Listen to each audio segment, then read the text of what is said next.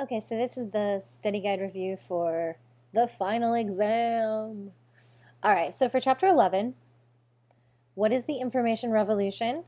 That was just the difference in the economy that came about from the invention of the microchip and a lot of the, ways that basically because of computers we've been able to manage information better,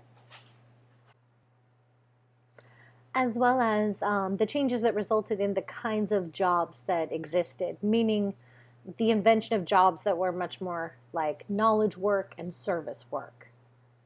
Okay, so capitalism v socialism, just to know the difference that capitalism is an economic system based on a free market, right? Versus socialism is an economic system based on collective ownership of the means of production. That's all I'm looking for there. Collective resistance strategies, just that it discusses how unions fought as a collective resistance strategy for a lot of different things that we take for granted nowadays, such as an 8-hour workday, right? The fact that there's a minimum wage, so people get paid somewhat equitable.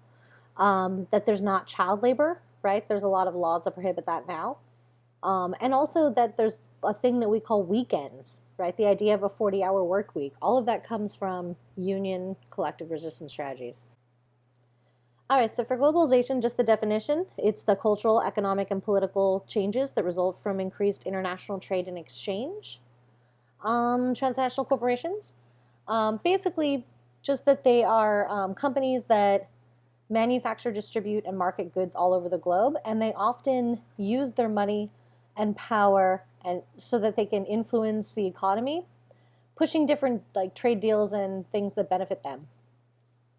Let's see, sweatshop labor are just those jobs that are characterized by little pay and long hours, often dangerous or strenuous conditions, right? Outsourcing is when people are contracted out, meaning that we send jobs to another country for an industry that doesn't have to be bound to a certain territory so that people can get paid less in those countries and companies make more money off of that. Third sector is a part of the economy that's comprised of nonprofit organizations and their workers and volunteers. So yeah, that's that. Just the definitional stuff from your book, nothing tricky. Chapter 14, preventative medicine, is a type of healthcare that you use to avoid or stall the onset of a disease. So, going to regular checkups, those kind of things, that would be preventative medicine. And then the different kinds of illnesses, I'm just want you to know the difference between acute or chronic illnesses. So acute being illnesses that have a sudden onset, and it can be briefly incapacitating in either curable or fatal, right? So getting a cold or flu or, getting a late stage diagnosis, that would be, they all kind of fall under there. You either live or you don't. And then chronic illnesses are typically illnesses that develop over a very long period of time.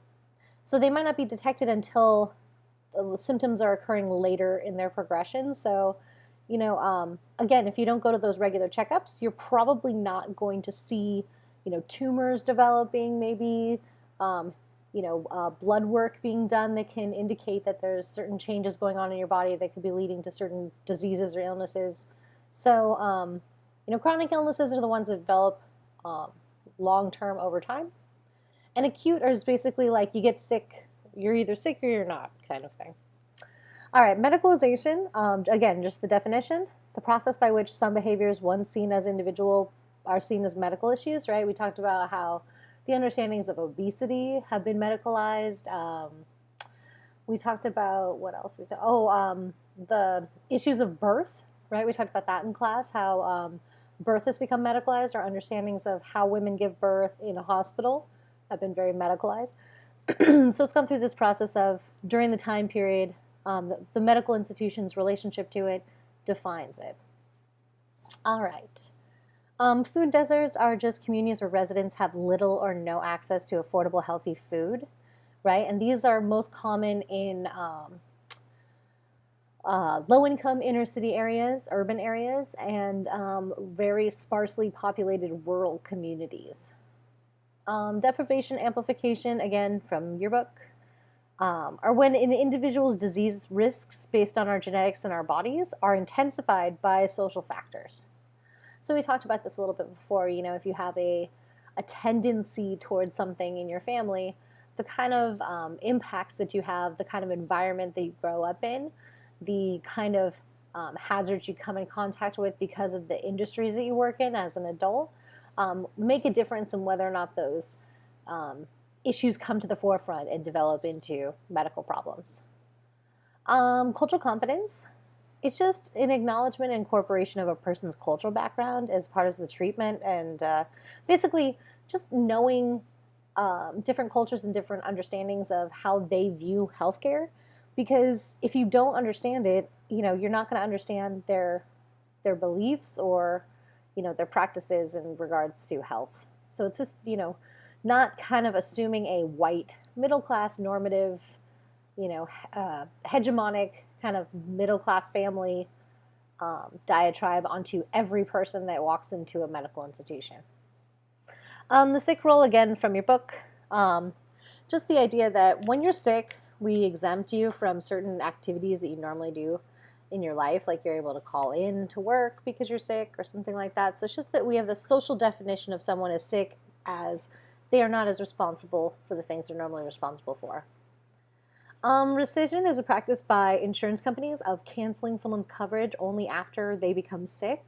So there was a couple video clips in the Chapter 14 PowerPoint about this, but there was also, they talked about it a bit in the film that we watched in class. And bioethics is really just the study of controversial moral issues related to scientific and medical advancements. So, GMOs or cloning or things of that nature that, do we tend to get ahead technologically of the kind of morality slash, what our values are in relation to these kind of new technologies. So, it can be controversial, some of these issues. All right, Chapter 15, urbanization. Let's see, that's just the movement of, people into cities and away from the country, right? The movement of people into the city environment. Let's see. Urban density is just the concentration of people in a city measured by the total number of people per square mile. So just how many people are there, basically.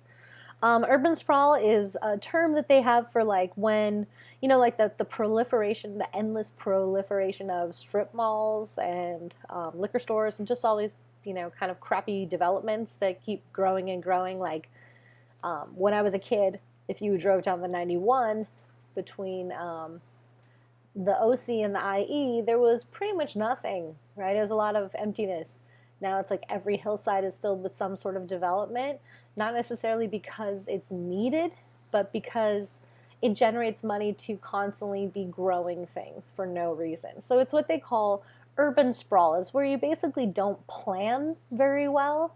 Like, okay, we need this, we need that, and really plan to make sure that you still have good green spaces so that migratory animals are able to exist in habitats, or so that people living in those areas have walkable communities in which they live. It's really just building for the sake of building. All right, white flight is when a lot of upper and middle class white people left the cities because they could afford to live in the suburbs, especially in the 50s and 60s. And they call it white flight because it was specifically racialized in the fact that a lot of suburban communities specifically prohibited people of color from living there. It said on the deed, whites only. So yeah, that's why they call that white flight. All right. Gentrification is just the transformation of the physical, social, economic, and cultural life of a formerly working class or poor inner city neighborhood into a more affluent middle class community. So, basically the idea of building those high-rise apartment complexes that none of us can afford to rent is a feature of making sure that richer people come in to that community to pour their money into the community, which benefits those people who maybe plan or make these developments, but the people that already live in these areas are getting pushed out more and more because, eventually, once people will rent those exorbitant high prices, the rent of everything else goes up around it dramatically. All right. Utopia versus dystopia. Just that a utopia is an ideal society in the future that, where we've basically fixed all the problems and everyone's equal and everything's good. And a dystopia is, kind of more what it seems like these days. Seems a little more believable, where social problems are worse in the future. Like, so just think of it like sci-fi movies where they've figured things out would be like, or sci-fi like Star Trek, right? Where everyone's supposedly equal except for women have to wear those outfits, but whatever. And versus something like Matrixy, right? Like where the future's not so great. So anyway, that's kind of the difference between the utopia, dystopia. Is just if you think the future's going to work out well or not. Bystander effect is just the social phenomenon where if there's more people present in an emergency situation, then less of them, like they will feel less personally responsible to take any action for it. Let's see. Environmental sociology is just the study of the interaction between society and the natural environment, including the social causes and consequences of environmental problems. So really just studying how people use the natural environment, how we relate to our man-made environment, and how these things, how we use resources affects the globe and how the globe affects us. All right, so biodiversity. It's just the variety of plants or animals, species that are living on the planet at any given time. Political economy, the environment's a very Weberian / neo-Marxist approach to understanding the environment, meaning conflict theory approach, that says that organizations, usually corporations in their view, use the environment and that they basically do so in a way that's supported by political systems and policies. So basically, they make the laws in their own favor. All right, so then human exceptionalism is the attitude that humans are exempt from the natural ecological limits, right? This whole idea that we have of man conquering nature, that would be human exceptionalism. We don't accept the fact that we are part of it. We're all trapped in the same, little globe together. Environmental racism is just certain policies or environmental issues that negatively affect groups or communities because of the race or ethnicity. So some examples were, there's certain poor communities that live in areas that, like Cancer Alley, where a lot of production of petrochemical stuff is made. So people live downwind, or they work within industries. Like low-income people of color tend to be concentrated within industries that have the most harmful, hazardous contaminants. So, environmental racism just meaning that you're more likely to deal with these kind of environmental problems specifically because of your race or ethnicity. Your ecological footprint is really just a measurement of the amount of land and water it would take.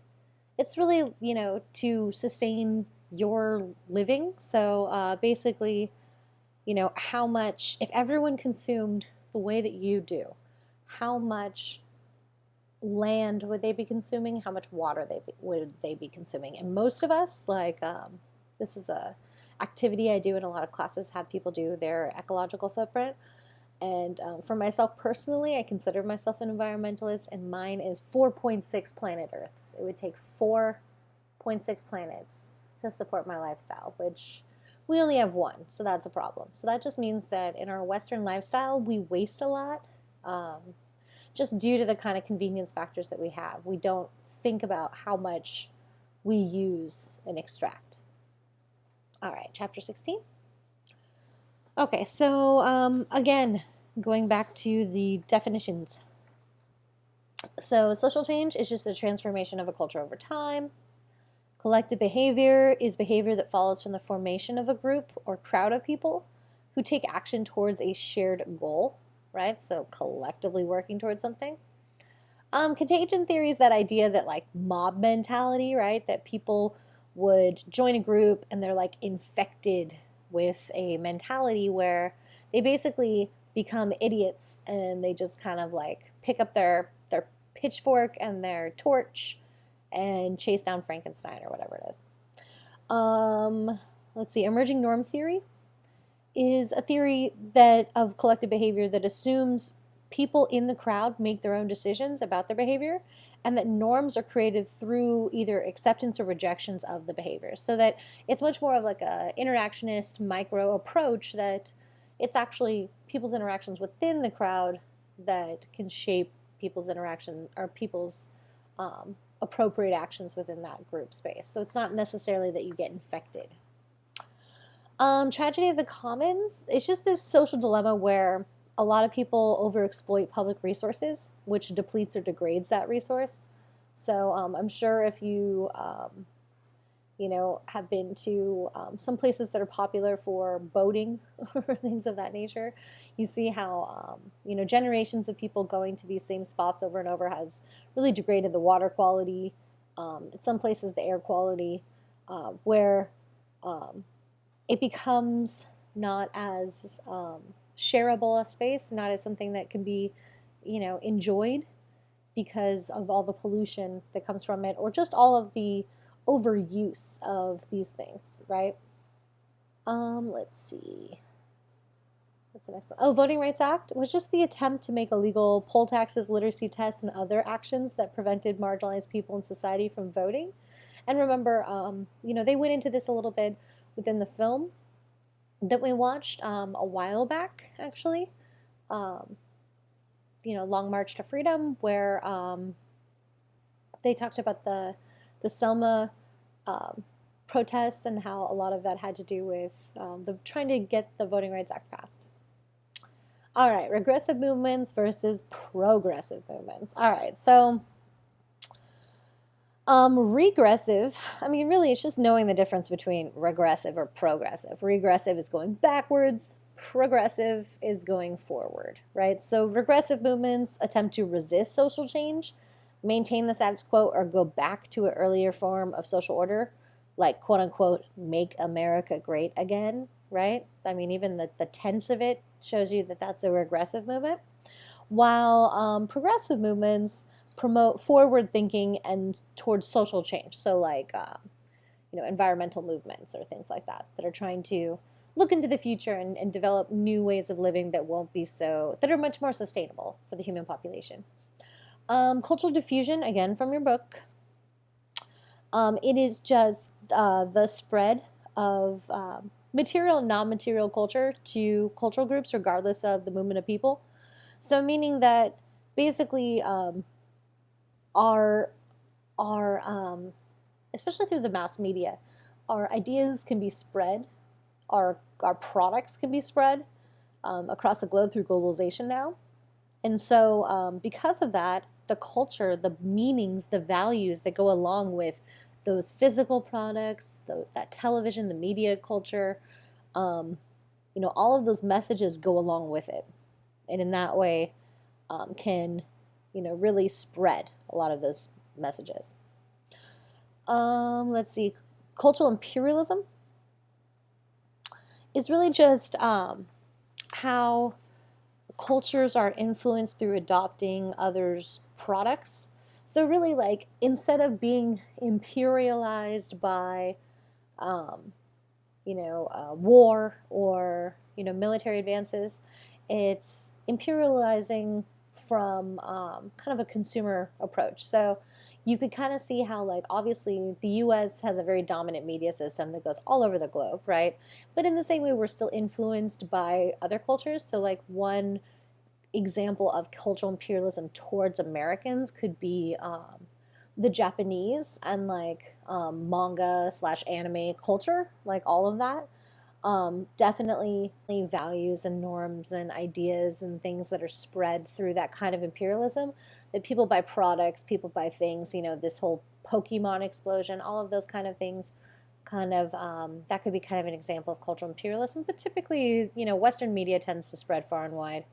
And cultural leveling is just when societies basically become less unique because now they're not separate anymore. Globalization has connected us together, so we become more and more similar. So even cultures that were vastly different for many, many generations are now becoming more and more similar because we share similar technology, we share similar media, we share each other's products, we share each other's cultures, to the point where they kind of start to level off. Okay, so what is environmental sociology and why is it important to understanding, interpreting, preventing devastation to the natural environment that is socially justified? Okay, so environmental sociology, I'm going to be looking for that definition. So environmental sociology is the study of the interaction between society and the natural environment, including the social causes and consequences of environmental problems. So meaning that, again, so basic baseline definition, how we relate to our environment and how that's affected by our culture. So why is it important to understanding, interpreting, and preventing devastation to the natural environment that's socially justified? Well, because it really just comes down to, if the culture does not understand something as a problem, then it's not a problem. That very basic definition of the situation. So if you can understand that, like, let's say, for example, the process of shark finning that happens very commonly, especially there's a huge market for it in China and Japan. So shark finning, basically, they will pull a shark out of the water, they will cut off the fins and often just throw the shark right back in just to let it die. And this has happened at such an alarming rate that over 80% of the shark species in the ocean are, basically they're at the lowest level that has ever been recorded. So 80% of them total have been wiped out. And so just so that people basically can have a soup or grind it up as like a seasoning or a aphrodisiac herb or something of that nature. So basically the culture dictates that, shark fin soup is something that is desirable, right?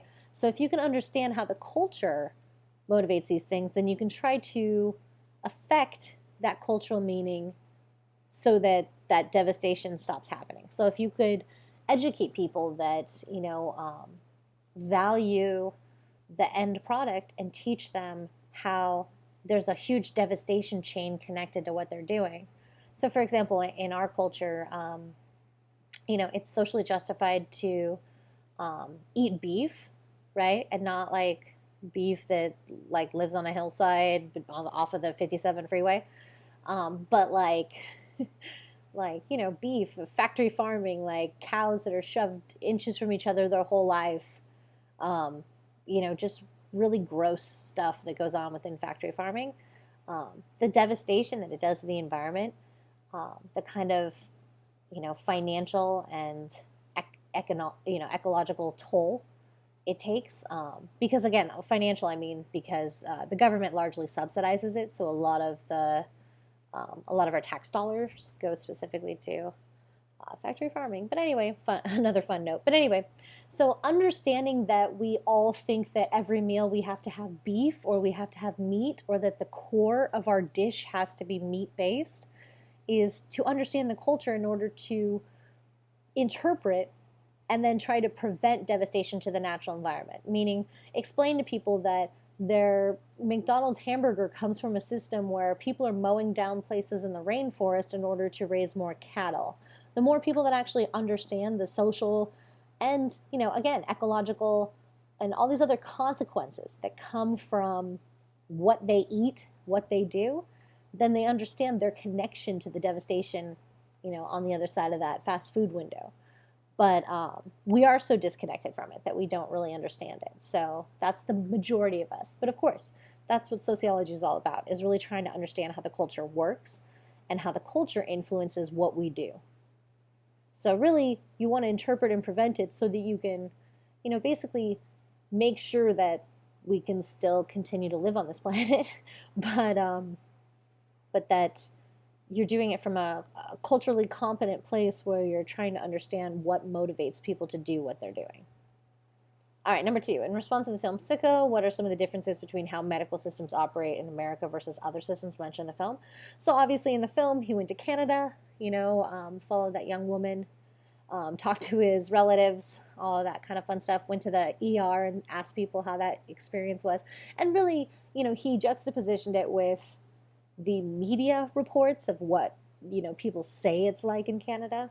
So there's a kind of a weird false narrative out there in our culture about what the Canadian system is like, right? He went to France.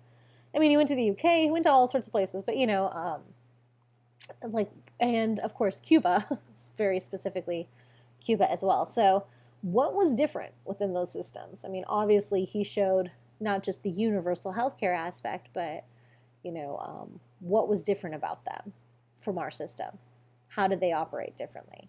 What kind of things were different? That's what I'm looking for there. Meaning, did you actually watch the film, right?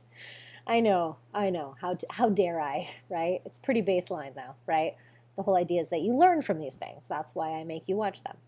All right, and then what are the ideological values that shape this difference? So there was a doctor that you talked to in the film from France that I think kind of hit the nail on the head, or there was that former parliament member he talked to in the UK that really talked about these things, or that conservative old man that, well, I guess he wasn't that old, but you know what I mean, the conservative golfer from Canada, the value is we in a lot of cultures, right? How the film ends, basically, is the answer to this part of the question. Again, if you watched it, you would know. But anyway, the ideological values is we, is compassion for others, is sharing, is uplifting as a nation, right? Having some sort of patriotism that extends past your own individualism and into your neighbor, into your community, or into neighboring communities, or other people that you don't come in contact with. So meaning that all of those other systems understand that it should be a shared burden. And we here think, well, if I can pay for myself, why the hell should I have to pay for you? We have a very individualistic, selfish approach, and that's typically what's shaping it. But I want you to kind of illustrate what kind of differences and that we have, what kind of issues we face, such as not having paid family leave, not having the same kind of time off options like that man that was talking about recuperating in France and how he got 3 months off paid, full paid, right? How those things affect what kind of jobs we stay in, how we live, right? Because people get stuck in these awful jobs that they stay there forever because they have to for the insurance, right? If people didn't have to struggle for those things, their lives might be a little different. They might interact differently with their government, etc. So I'm just looking there for you to illustrate some of these differences, give me some examples. And yeah, that's pretty much it. All right, so hopefully this was helpful.